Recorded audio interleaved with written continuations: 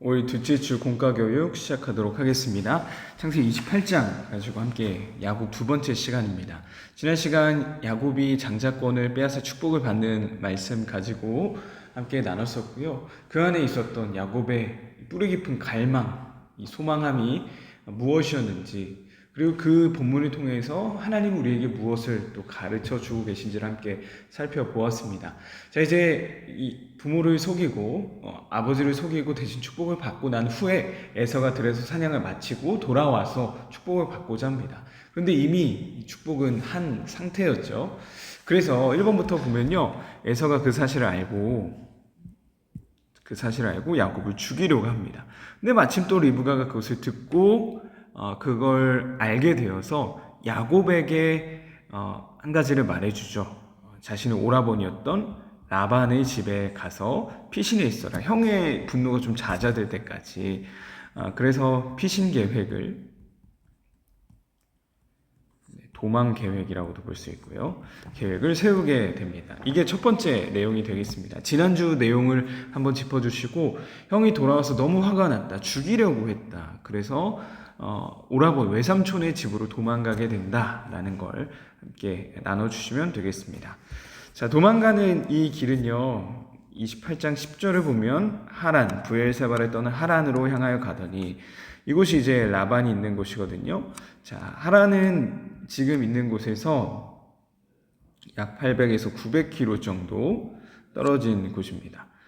자, 뭐 걸어서 간다고 한다면 적어도 한 달 이상에 걸리는 거리인데요. 당시 지금 오늘 본문에 해당하는 베델이죠.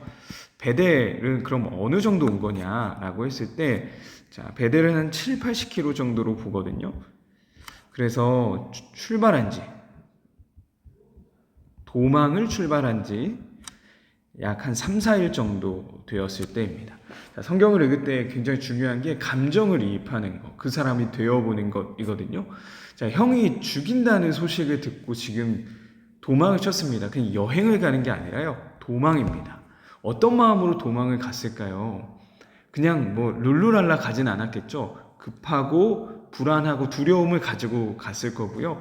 자, 3, 4일이라고 한다면 분명히 엄청난 긴장감을 가지고, 자, 쉴 것도 좀 덜 쉬면서 그 길을 갔을 거란 말이죠. 자, 그런 상황이라는 걸 인지하고 오늘 본문으로 들어가 보겠습니다. 11절입니다. 한 곳에 이르러는 해가 진지라 거기 유숙하려고 잠시 머물려고 밤이 되어서 그곳에 잠시 머물고자 합니다. 몸도 마음도 많이 지쳐 있었을 거고요. 그래서 그곳에서 돌을 베개 삼아 누워 잠이 들게 돼요. 네, 어느 정도로 급했고 이 급박한 상황이었는지를 또 볼 수 있는 장면이기도 합니다. 자, 이 두 개가 이제 도망쳐서 그곳으로 향하는, 하란으로 향하는 길이었던 거고요. 12절부터 15절까지가 이제 누워서 자더니, 자, 12절부터는 꿈에 본즉 꿈 이야기가 이제 12절부터 등장하게 됩니다. 자, 꿈의 내용을 한번 볼게요. 이게 2번인데요. 꿈에서 무엇을 보게 되었나요? 자, 꿈에 본즉 사닥다리가 땅 위에 서 있는데 그 꼭대기가 하늘에 닿았고, 또 본즉 하나님의 사자들이 그 위에서 오르락 내리락 하고, 자, 사닥다리가 땅 위에 있었고요. 사닥다리의 꼭대기가 하늘에 닿아 있었다. 거기 왔다 갔다 하나님의 사자들이, 천사들이 왔다 갔다 하고 있었다라고 합니다.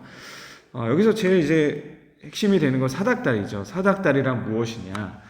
사닥다리라고 되어 있는 이 히브리어 원어 자체가 다른 곳에 기록되어 있지 않습니다. 그래서 그냥 정말 사닥다리라고 표현하고 있는데, 자, 이게 어떤 표현이냐면 뭐 크게 두 가지겠죠. 사다리냐, 사다리 느낌이냐, 뭐 그 사닥다리란 표현처럼, 아니면 이제 더 이 표현이 더 맞다고 보는데요. 계단이냐인데요. 자, 이 계단의 표현이 더 가깝다라고 봅니다. 자, 계단에 오르락 내리락 하고 있고, 자, 여기 보면 그 위에 서서 여호와께서, 하나님께서 계단 위에 서서 말씀하시는 것, 그것을 통해서 계단이라고 보는 것이 맞고요. 이제 층계가 있는 느낌의 이 계단이라고 보는 게 좋고, 또 이 신학자 중에 한 분은 이 사닥다리를 무엇과 비교하냐면 창세기 11장에 나오는 바벨탑과 비교를 하기도 합니다. 자, 완전히 대조되는 장면이라는 거죠. 11장의 바벨탑 사건은 기억하시죠? 사람들의 죄악이 다시금 커져서 우리의 이름을 내고자 하는, 자신들이 쌓아서 하늘에 닿고자 하는 모습이 이제 바벨탑이었습니다. 자, 우리가 올라가고자 하는 내용이죠. 자, 그런데 이 계단, 사닥다리는 뭐예요? 자, 오늘 설교의 주제입니다. 나를 찾아오신 사랑이거든요. 내가 올라가려고 하는 게 아니라 사닥다리는 하나님이 내려오셔서 만나주신 거예요.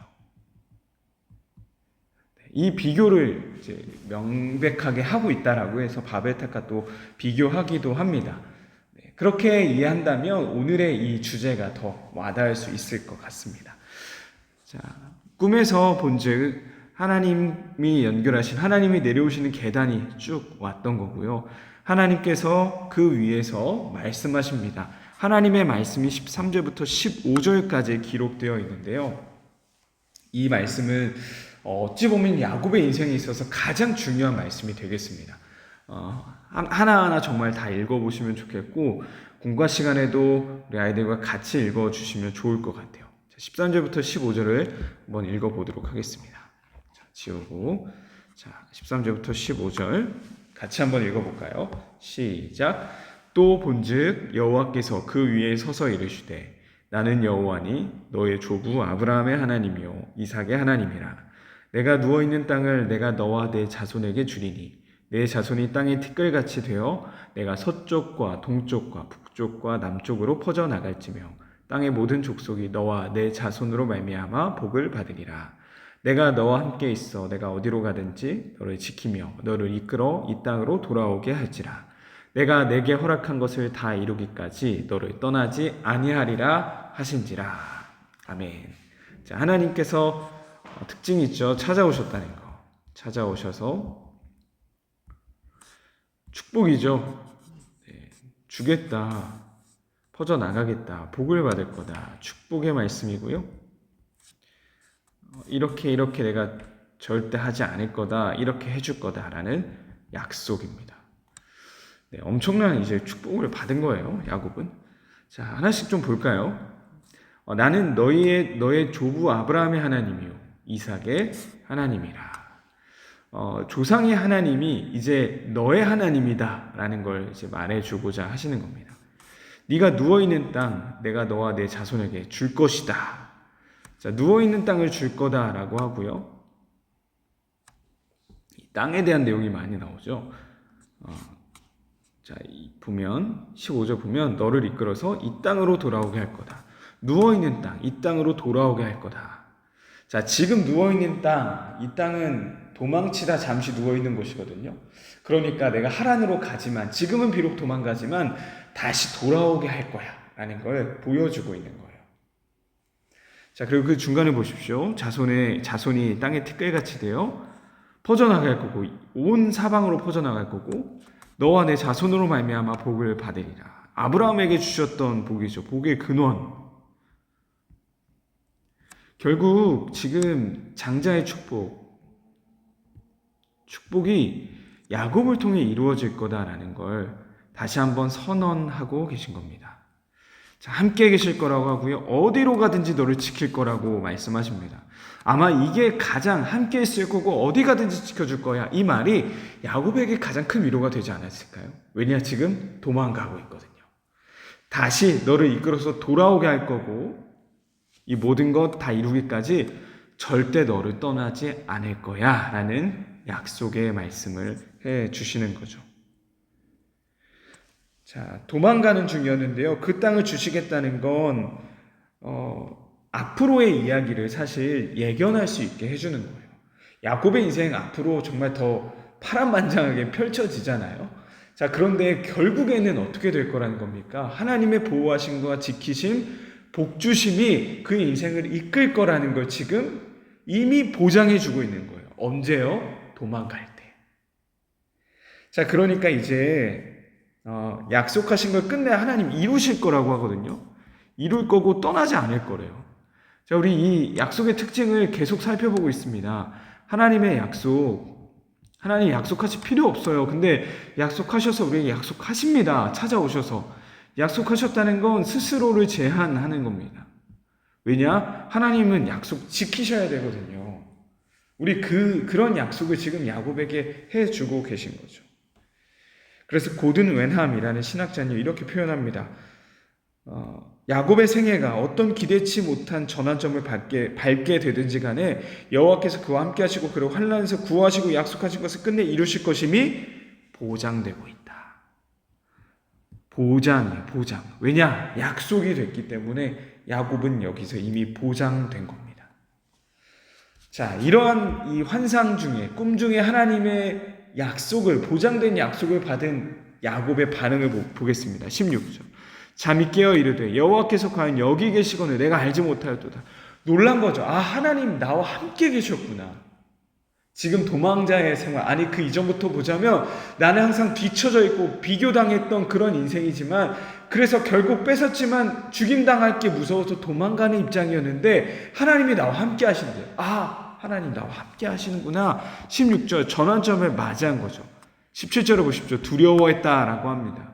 여러분, 아브라함도 이삭도 다 하나님 찾아오셔서 말씀하시고 만나주셨거든요. 근데 두려워했다라는 표현에 나오잖아요. 야곱이 유일합니다. 야곱의 반응이에요. 자, 이 두려워했다라는 것 자체에도 무엇이 깔려 있냐면 하나님이 날 찾아오실 리가 없어. 하나님이 나와 함께 하실 리가 없는데 함께 하신다는 걸 발견한 거예요. 그래서 두려운 거죠. 아, 하나님이 나와 함께 하신대. 야곱은 그러한 지금 상황 속에 있었다라는 겁니다. 자, 그래서 그 야곱의 반응이 무엇이냐? 베개로 삼았던 돌을 가져다 기둥을 세우고 기름을 붓고 그곳을 기념하죠. 하나님의 집이라는 의미의 벳엘이라는 이름을 짓게 됩니다. 자, 그리고 한 가지 더 나오는데요. 이 꿈에서 깬 야곱이 했던 일이 바로 이거예요. 돌베개 기둥 삼고 베델이라 기름을 부어서 그곳을 기념하죠.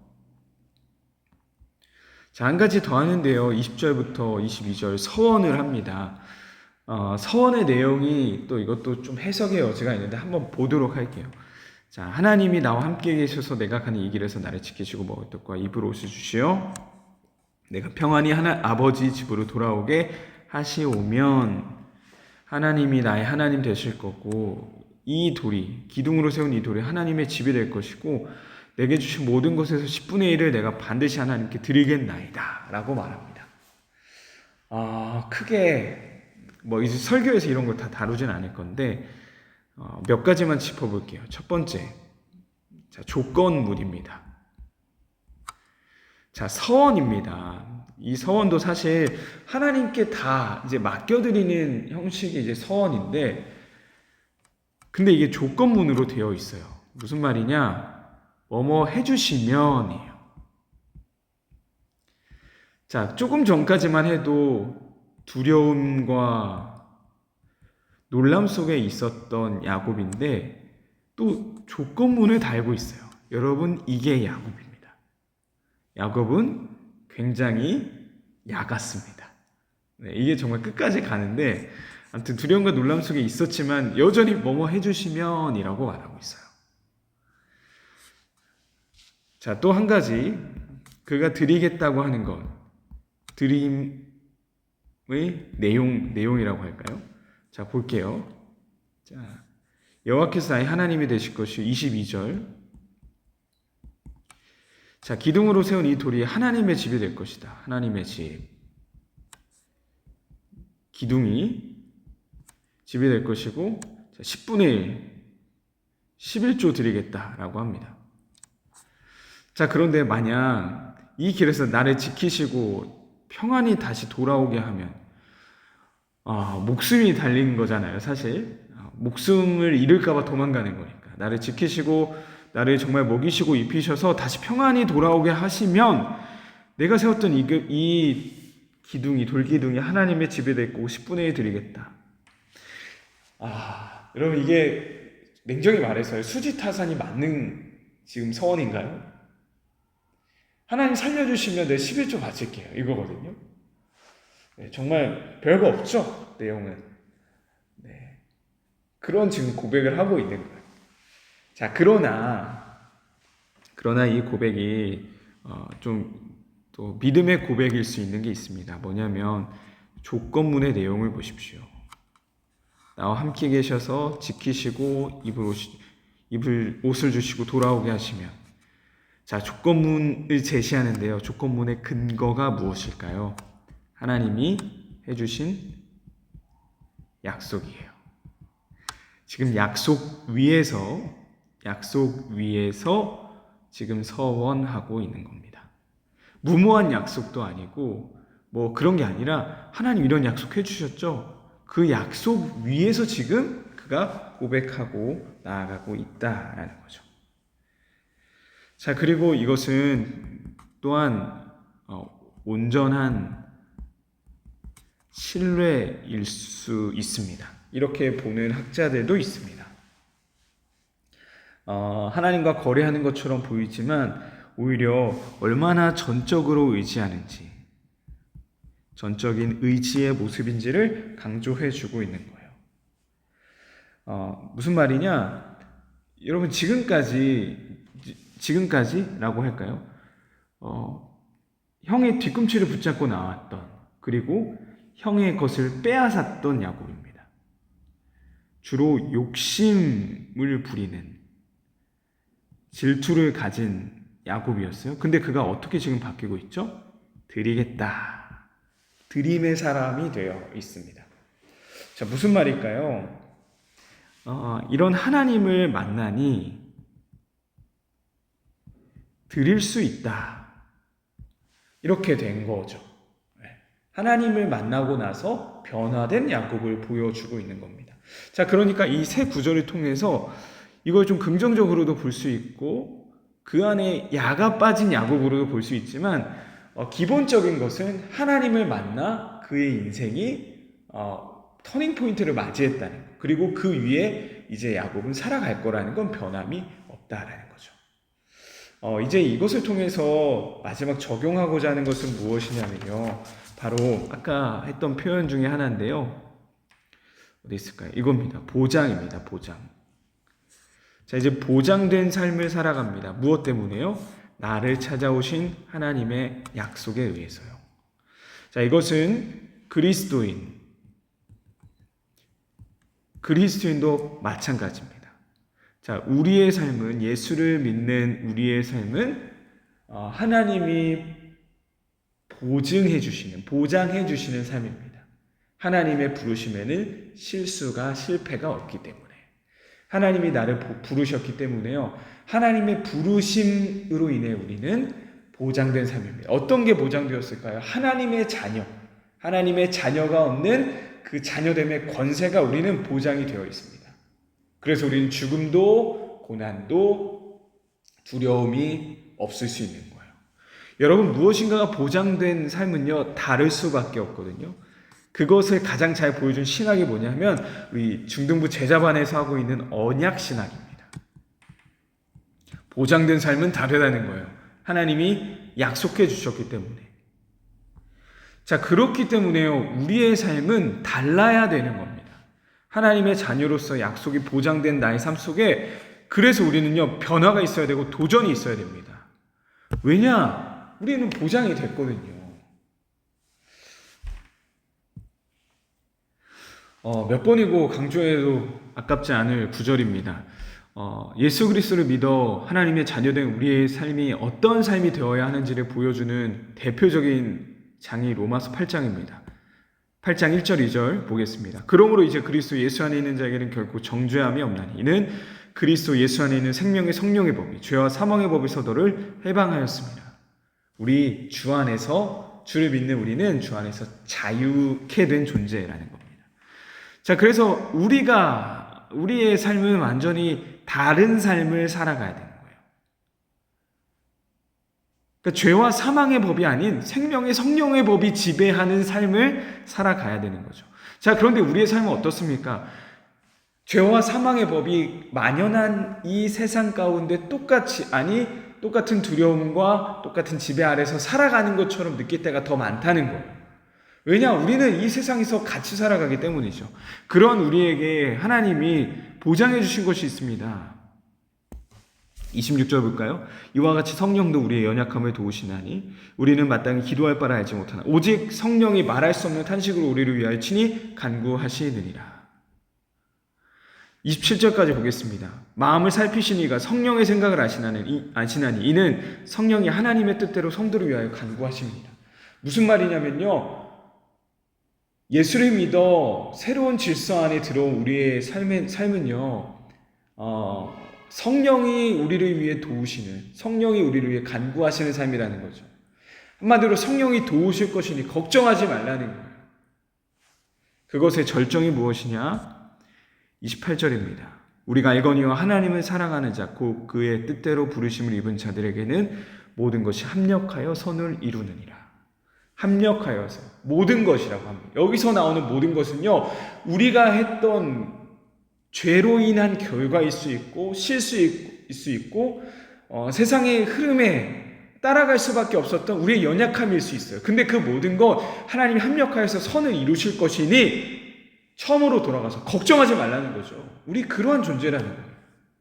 성령이 도우실 것이고 결국 나의 연약함까지도 사용하셔서 합력하여 선을 이루실 하나님을 신뢰하자라는 겁니다. 여러분, 그래서 우리에게 필요한 것이 무엇이냐면요, 변화와 도전입니다. 저에게도 우리 선생님들에게도 이 세상을 살아가야 할 우리 크리스찬 학생들에게도 변화와 도전이 필요합니다. 왜요?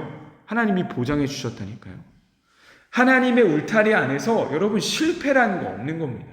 그거 합력하여 선을 이루고 계시고요. 선을 이루실 것이기 때문이에요. 그렇게 생각한다면 사실 두려울 게 뭐가 있어요? 도전해 봐야죠. 세상의 흐름과 그 질서가 아니라 정말 성경이 말하는 하나님이 우리에게 도전하시는 그것들 우리 도전해 볼 수 있어야죠. 어려운 마지막 이 나눔일 수 있는데요. 이것이 정말 우리에게 다시 한번 뜨겁게 타오를 수 있으면 좋겠고 이것이 보장되었음을, 그래서 우리는 변화와 도전이 얼마든지 가능한 인생임을 우리 아이들에게도 심어주시고 그것을 가지고 더 꿈을 꿀 수 있는 우리 중등부 친구들이 되기를 바랍니다. 네, 여기서 마치도록 하겠습니다.